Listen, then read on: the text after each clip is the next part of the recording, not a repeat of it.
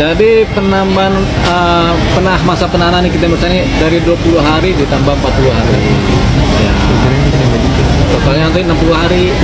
Ya, jadi yang nambahin itu permohonan dari penyidik kepada penuntut umum. Ya, penuntut umum kemudian itulah ditambahkan menjadi 40 hari begitu. Jadi saling koordinasi lah antara penegak hukum, kepolisian, kejaksaan, sama nanti sampai pengadilan. Jadi sepanjang perkara ini berjalan di proses di penyidikan, selambat-lambatnya 3 bulan, Nikita Mirzani kemudian ditahan selambat-lambatnya 3 bulan juga. Ini cepat penyidikan kerja untuk memberkas perkara ini, perkara Nikita Mirzani ini supaya menjadi cepat P21. Makin cepat makin bagus, supaya jangan sampai lewat waktu. Kalau lewat waktu masa penahanan sekitar 3 bulan itu lewat perkara juga atau berkasnya belum beres, Nikita Mirzani berpotensi dibebaskan demi hukum. Begitu, karena apa? Udah diberkas masih belum selesai juga, padahal masa waktu penahanan yang sudah disiapkan oleh Kitab Undang-Undang Hukum Acara Pidana itu kemudian terlewati. Ya, otomatis Nikita Mirzani setelah 3 atau 4 bulan kemudian bisa lepas kalau bisa bebas kalau pemberkasan belum selesai. Tapi makanya ini sekarang dikejar supaya apa? Supaya cepat pemberkasan, cepat pengiriman berkas, supaya apa? Supaya P21. Supaya berkas dinyatakan lengkap. Siapa tahu bulan depan atau seminggu depan sudah P21 sudah segera disidangkan dalam selambat-lambatnya 1 minggu atau 2 minggu dari P21. Kemudian ada tahap kedua, penyerahan tersangka dan barang bukti, baru langsung kemudian seminggu kemudian atau paling lambat 2 minggu kemudian diadakan yang namanya persidangan terhadap penanganan proses perkara yang Nikita Mirzani kemudian disidangkan untuk apa? Untuk diadili benar atau tidaknya dia seperti yang dituduhkan dalam persangkaan penyidikan. Bang, tapi penambahan penahanan ini termasuk menjadi apa ya namanya poin penting sebenarnya yang dicari sama penyidik sendiri nih Bang. Menurut Abang, kenapa sampai saat ini belum juga P21 padahal bukti sudah ada, sudah banyak? Ya, setiap perkara pidana yang kemudian ditangani oleh penyidik itu pada umumnya mereka mengerjakan itu rata-rata 3 bulan. Paling cepat 3 bulan. Ini kan baru 20 hari. Jadi masih banyak sekali waktu untuk pemberkasan, apalagi ini kan kepotong sama Lebaran. Jadi nanti penyidik mungkin minggu ini hari Kamis selesai bekerja, kemudian cuti bersama sampai seminggu kemudian baru minggu depan lanjutkan lagi.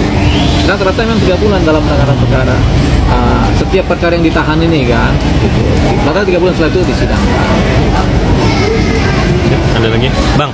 Tapi terkait yang berita yang Niki karena apa ada punya anak terus apa mau Lebaran akan kita bebaskan, itu ada berita hoax berarti yang terkait itu berita hoax, nggak ada itu. Jadi gini, setiap yang ditahan itu pasti punya keluarga. Jarang ada yang ditahan itu sebatang kara. Keluarga nggak punya, saudara nggak punya, bahkan musuh pun nggak punya, jarang ada gitu. Jadi setiap orang, setiap kita ini pasti punya anak, punya adik, punya kakak, punya ini, punya yang mesti tanggung jawabin, selalu begitu. Termasuk juga Nikita Mirzani, dia juga pasti punya anak yang mesti tanggung jawabin. Tapi inilah hukum begitu. Jadi kalau dia dibikin secara spesial, nanti tahanan-tahanan yang lain juga nanti bisa marah, namanya nggak adil. Keadilan kan harus merata begitu. Jadi kalau dia ada tahanan lain kemudian tidak dispesialkan, kita juga tidak dispesialkan. Sama juga yang sekarang terjadi seperti ini. Makanya Nikita Mirzani tetap ditahan, ya tetap ditahan. Kalau bicara karena dia punya anak, punya apa, kemudian dispesialkan, itu namanya tadi apa? Hoax. Oke. Akhirnya itu WhatsApp Teddy sendiri Bang, melihatnya seperti apa, Mayor Teddy nih Bang, Era melihatnya seperti apa nih Bang, Era kasus ini sendiri? Ada teror di mana? Di majalah Tempo, di kantor Tempo. Ya, di kantor Tempo aja lah. Yang diteror si Francisca, betul kan? Memang itu adalah teror dan intimidasi. Siapa pelakunya lagi diselidikin oleh penegak hukum, ya. Nah, mengenai ada juru bicara istana, ya betul ya? Yang kemudian ini ada kepala babi dimasak aja, itu mungkin lelucon atau beku sedu kalau orang Manado bilang kan, bercanda aja. Tapi bercanda kan selalu ada tempat yang pas. Kalau dia dalam posisi sebagai juru bicara, bercanda seperti itu tidak pas. Tapi konteksnya dia sebenarnya tidak bercanda, mengentengkan masalah. supaya orang tidak terlalu menjadi panik. Kan begitu tujuannya sebenarnya kan. Cuman selalu ada yang pro, ada yang kontra. Kemudian yang kontra ini menganggap ini suatu pernyataan-pernyataan yang naif, yang memang nggak boleh bercanda di wilayah ini. Tapi sebenarnya maksud dan tujuannya kita bisa paham dari seorang juru bicara ini, dia mengentengkan masalah supaya orang tidak terlalu panik dan mungkin dia bicara hanya bercanda, baku sedu. Tapi ya kan orang kan namanya orang menerima penyerapan suatu perilaku kan berbeda-beda. Jadi begini, masalah ini sebenarnya masalah serius.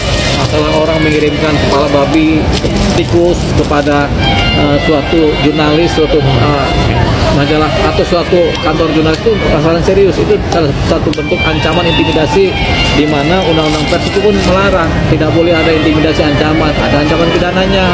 Tapi persoalannya kan ini terjadi, berarti kan ada pidana yang terjadi. Makanya penegak hukum kerja, Kapolri perintahkan Mabes Polri bekerja untuk menangkap pelakunya, begitu. Nah, kemudian juru bicara pemerintah bilang begitu tadi kan, udah dimasak aja. Nah ini kan ada orang yang mentoleransi ini. Kalau misalnya kita, misalnya ada dikirim kepala babi, pikiran kita positif-positif aja, weh bagus nih kepala babi, masak aja, begitu kan, disang-sang atau dicerica. Kalau non muslim, ya kan, apalagi kalau belum jadi bangkai, masih mati biasa, itu masih ada darahnya, itu biasa aja. Anggap positifnya, tapi kan ini bukan dalam konteks positifnya, ini adalah dalam konteks ancaman kebebasan pers, sehingga ini harus disikapi secara serius. Jadi bercandanya juru bicara ini, juru bicara pemerintah ini tidak pada tempatnya, begitu, tidak pada tempatnya, sehingga kemudian banyak orang ngamuk. Yang ngamuk bukan cuma orang-orang biasa-biasa saja, di pemerintahan juga pasti ada yang ngamuk, di pers banyak yang ngamuk, termasuk yang namanya Ibu siapa? Susi Pujiastuti, katanya sampai WA Mayor Teddy. Sekarang udah bukan Mayor lagi, makanya Let's Call Teddy, gitu. Udah ketika di WA tumpah serapa disampaikan, nah, ini nggak benar juru bicara. Memang nggak benar, karena apa? Bercanda bukan pada tempatnya. Kalau bercanda pada tempatnya, mungkin orang ketawa-ketawa. Tapi ini sebagian orang ada yang ketawa, lebih banyak yang serius menanggapi ini secara sinis dan miris. Itu yang sebenarnya terjadi. Kalau ditanya kepada saya, apakah ini bercanda? Iya, memang dia bercanda. Tapi apakah ini bercanda pada tempatnya? Jawabannya, ini bercanda tidak pada tempatnya dan kemudian membuat orang marah. Gitu. Bang, tapi menurut abang sendiri ini kan dia si Cica ini kan menangani kasus lah. Ini termasuk ada walaupun kita asas praduga tak bersalah ya ibaratnya. Iya. Ini ada indikasi ini teror untuk ibaratnya kasus yang dia tangani, dia lagi Iya. tulis lagi. Ini bukan indikasi, ini sudah pasti teror, begitu. Jadi ini bukan indikasi lagi, tapi sudah pasti teror terhadap jurnalis yang melakukan pekerjaannya, yang melakukan investigasi khusus terhadap suatu persoalan. Dan ini bentuk terornya seperti ini, gitu. Nah ini kemudian akhirnya dianggap serius oleh siapa? Oleh negara. Makanya negara turun tangan. Siapa yang turun tangan? Yaitu Polri menyuruh jajarannya untuk cepat memproses ini. Tempo sendiri akhirnya kan membuat laporan polisi, begitu. Adanya orang mengirim kepala babi, mengirim tikus, ya kan, mati lagi kan. Kalau masih hidup, babi masih hidup, tikus masih hidup, masih mending. Wah, tikus masih hidup nih dikirim kalau ke rumah kita, wah aman-aman aja nih tikus mah, babi mah. Kalau tikus tar dulu nih, tikus pasti hama, matikan kan gitu. Tapi ini pikiran-pikiran positif, pikiran-pikiran negatif dan pikiran-pikiran rasional tidak seperti itu, karena terkait dengan atribusinya. Atribusinya kan si yang dikirim ini kan adalah jurnalis, begitu, sehingga atribusinya sudah pasti negatif, begitu. Karena negatif ini kemudian menjadi sesuatu yang serius. Bang, Kan kan ancaman pidananya sendiri. Kebebasan pers. Barang siapa menghalang-halangi kebebasan pers atau pekerjaan pers atau intimidasi segala macam diancam selama-lamanya. Ada itu Undang-Undang Nomor 40 tahun 1999. Kebebasan pers. Yaitu ancamannya pidananya 2 tahun maksimal, gitu. Atau denda dan denda, kan begitu. Kalau undang-undang pers kan begitu. Saya ngajak ini ancaman undang-undang pers ini ancaman hukumannya rendah. Harusnya ditingkatkan jadi 6-7 tahun kan gitu. Ada RUU terhadap undang-undang pers, seperti RUU terhadap TNI, ada pers juga harus ada tuh RUU-nya. Ajukanlah teman-teman pers, begitu. berarti harus direvisi gitu bang undang-undangnya. Dia tanya sama Dewan Pers, dia perlu sama PWI, sama setiap organisasi, perlu nggak revisi? Kalau saya sih jawabannya perlu. Karena untuk ibaratnya melindungi kita bang Iya, wartawan. melindungi teman-teman yang nanya. Bang, itu kan pertama kan kepala babi dikirim lewat paket. Ya. Kalau yang tikus-tikus itu kan dilempar dari belakang. Ini benar-benar ibaratnya kayak terorganisir gitu bang untuk terornya ini bang. Pelakunya bisa satu orang, bisa dua orang, bisa sekelompok orang, bisa terorganisir, bisa tidak, bisa sifatnya parsial, bisa sifatnya apa kompleks organisir kan begitu kan. Tapi tetap aja ini disebut sebagai pelaku tindak pidana. Kan pelaku tindak pidana kan ada bisa satu orang, bisa dua orang, bisa tiga orang. Nanti kalau udah ketahuan siapa pelakunya pasti ketahuan. Gitu baru kita bicara tentang apakah ini satu kelompok terorganisir, kemudian atribusinya apa, asosiasinya kemana kan gitu kan.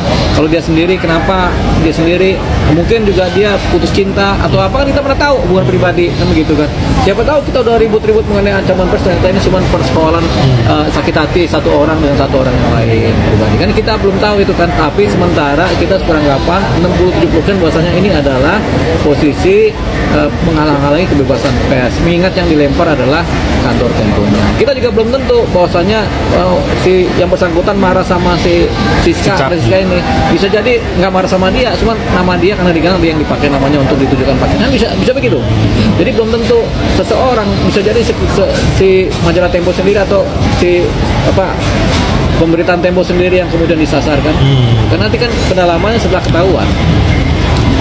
Bang, tapi jubir itu perlu kena sanksi juga nggak sih? Netizen banyak yang minta kayak udah dicabut aja jabatannya atau seperti apa? Ya itu namanya netizen boleh, namanya opini kan.